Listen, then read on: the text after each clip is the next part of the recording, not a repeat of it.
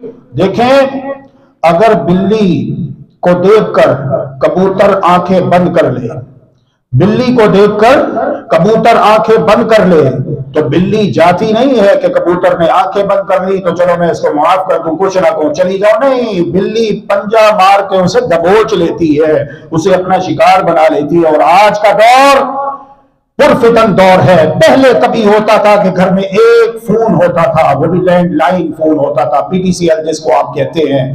Phone आता है, घंटी बजती है, अल्हम्दुलिल्लाह हमारे घरों में शर्म व हया थी, गैरत थी। अल्हम्दुलिल्लाह कोई खातून रिसीवर उठाने की जरूरत नहीं करती थी।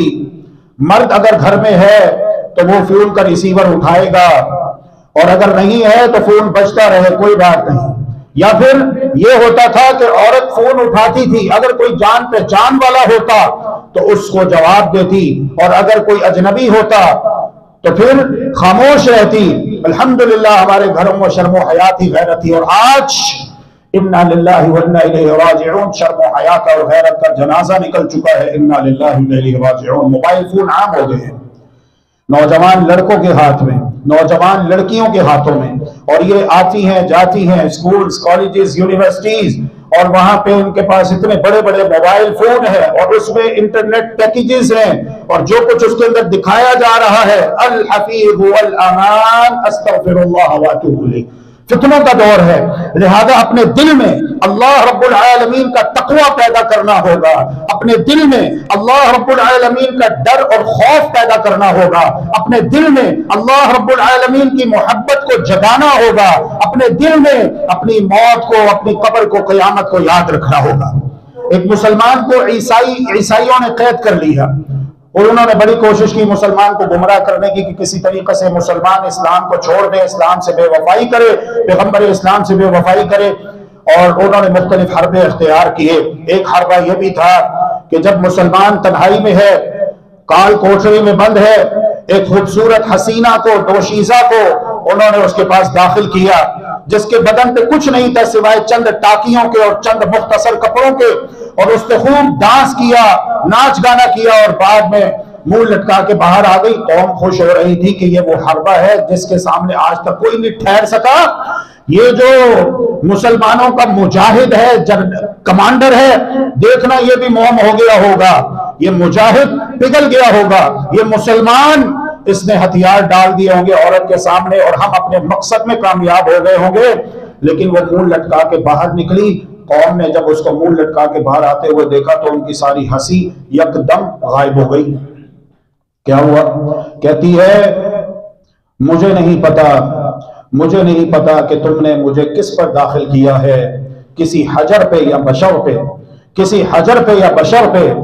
हजर पत्थर को कहते हैं, बशर इंसान को कहते हैं। मुझे नहीं पता, मैं नहीं जानती कि ये हजर है, पत्थर है, या बशर है, इंसान है, और उसे नहीं पता कि मैं ज़कर हूं या उनसा हूं। उसने तो मेरी तरफ निगाहें उठाकर भी नहीं देखा।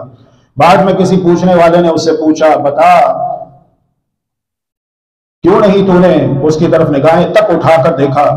उसने कहा, मेरे पास ही चिराग जल रहा था, अंधेरा था ना अंदर, तो उस दौर में चिराग थे, तो मैंने अपना हाथ चिराग के ऊपर रख दिया, ये देखो मेरा हाथ जल भी गया, ये खाल ऊपर की सारी जल गई, नीचे से गोश्त पिघलता हुआ, चर्बी पिघल रही थी और वहां से खून बह रहा था। ये देखो, मैंने ये सोचा कि आज दुनिया की ये मोमबत्ती, एक लालटेन जो है, चिराग, इसकी तपिश, इसकी हरारत मैं बर्दाश्त नहीं कर पा रहा, मेरा हाथ इसकी हरारत बर्दाश्त नहीं कर पा रहा, तो कल क़यामत के दिन अगर अस्तग़फिरुल्लाह व अतूबु इलैह मैंने ये गुनाह कर लिया तो मेरा पूरा जिस्म जहन्नम की आग को किस तरह बर्दाश्त कर सकेगा। अल्लाहु अकबर, अल्लाहु अकबर। वो काफिरों की औरत गवाही देती है, काफिरा गवाही देती है कि मुझे पता ही नहीं कि वो बशर है या हजर है, और उसे नहीं पता कि मैं ज़कर हूं या उनसा हूं, उसे नहीं पता कि मैं मर्द हूं, औरत हूं, मेल हूं, फीमेल हूं, शीमेल हूं, क्या हूं, उसे पता ही नहीं, क्योंकि उसने निगाहें उठाकर मेरी तरफ देखा ही नहीं। यह है अल्लाह का डर, खौफ, तकवा, परहेजगारी, इफ्फत और पाकदामनी। यही इफ्फत और पाकदामनी अल्लाह तबारक व तआला हमारे अंदर, हमारे बच्चों के अंदर, हमारे अहले इयाल के अंदर पैदा फरमा दे। अल्लाहुम्मा आमीन बिरहमतिका या अरहमर राहिमीन। मुहम्मदुर रसूलुल्लाह सल्लल्लाहु अलैहि वसल्लम इरशाद फरमाते हैं, अक्सर मा युदखिलुन नास अन्नार अल-फम वल-फर्ज, लोगों को जहन्नम में सबसे ज्यादा ले जाने वाली चीज ये जबान और ये शर्मगाह है। लोग जहन्नम में सबसे ज्यादा दाखिल होंगे तो शर्मगाह की वजह से, इसके गलत इस्तेमाल की वजह से और जबान के गलत इस्तेमाल की वजह से। लिहाजा जिनकी जबानें बहुत ज्यादा चलती हैं वो अपनी जबानों को कंट्रोल करें, और जिनकी शर्मगाहें महफूज नहीं है वो अल्लाह से डर जाए, अल्लाह से डर जाए। एक नौजवान जिसे पता चला कि नाजायज ताल्लुकात की वजह से एड्स भी हो सकता है, हॉस्पिटल जाता है, उसकी कहा जाता है तुम्हारी मेडिकल रिपोर्ट 10 दिन के बाद आएगी। वो कहता है ना दिन दिन है ना रात रात है, एक एक घंटा एक एक मिनट मेरे लिए ऐसे है जैसे एक एक साल के बराबर हो। कहीं आना जाना है तो कदम साथ नहीं दे रहे, कदम भारी हो चुके हैं, बोझल कदमों के साथ, ऐसे जैसे मैंने अपने कंधों पर पहाड़ उठा रखा हो। बड़ी मुश्किल से मैंने 10 दिन गुजारे, बड़ी मुश्किल से 10 दिन गुजारे, और 10 दिन के बाद जब मेरे हाथ में मेडिकल रिपोर्ट आई तो उसे देखकर मैंने फौरन सजदे शुक्र अदा किया और सच्चे दिल से अल्लाह से रोते हुए माफी मांगी, या अल्लाह पहले जो ज़ना हुआ, गुनाह हुआ, मुआफ कर दे। आइंदा के बाद जब तक जिंदा रहूंगा कभी दोबारा इस गुनाह के करीब भी नहीं जाऊंगा।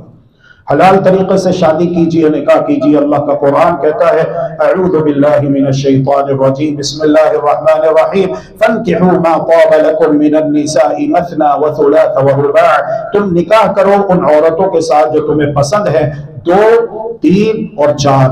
अल्लाह तबारक व तआला ने कुरान मजीद में बात ही 2 से शुरू की है।